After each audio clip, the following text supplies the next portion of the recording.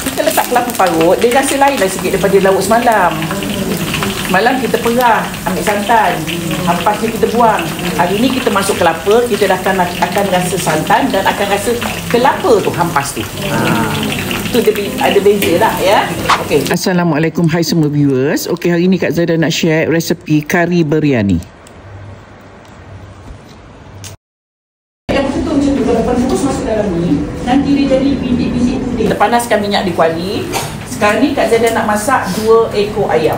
First sekali kita nak tumis ni 4 sekawan kayu manis pelaga, cengkeh dan juga bunga pekak atau bunga lawang. Dah bagus sikit, kita akan masukkan bawang yang kita dah mayang. Sementara nak tunggu bawang ni jadi, saya nak pisah yang lain. Okey, bawang besar, bawang putih dan halia, kelapa parut.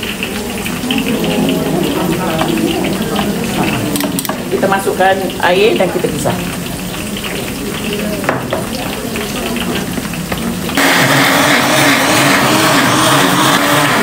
Okay, kita nak masukkan daun kari.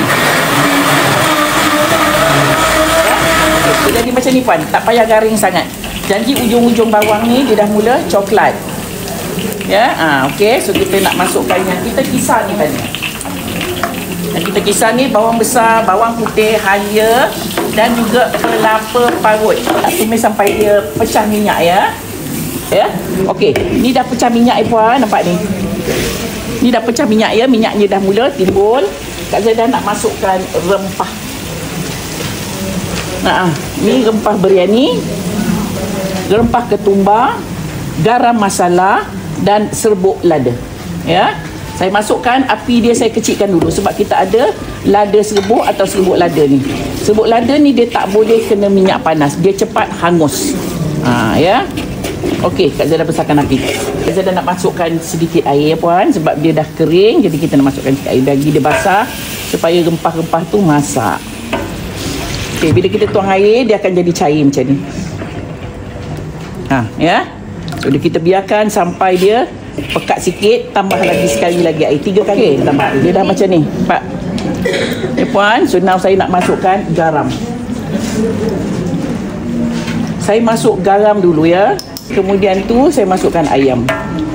Ayam ni saya dah goreng hingga masak. Jadi saya waktu saya masukkan ini, saya letak bahan lain, tunggu mendidih, saya dah terus boleh angkat. Tak perlu lama sebab ayam dah masak.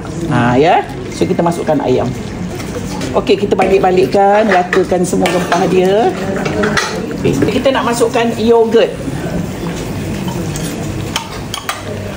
Yogurtnya masam datang dari yogurt. Kalau puan tak ada yogurt, susahlah. Ya, nak cari. Lupa nak pergi supermarket beli yogurt. Puan beli susu cair tin, ambil limau nipis, perah saja limau nipis. Okey, Kak Zaidah dah masuk yogurt tadi. Sekarang ni saya nak masuk susu cair. Susu cair kena ada baru dia jadi lauk biryani. Kita letak daun ketumbar kena ada ya puan, tapi kalau ada orang tak makan daun ketumbar, puan letak aja daun sup lah. Okey, kita balik-balik je. Lauk kita dah masak dah. Alhamdulillah dah pun siap resepi kita hari ni, iaitu kari biryani buat tetamu Kak Zaidah. Untuk perempuan di luar sana, selamat mencuba.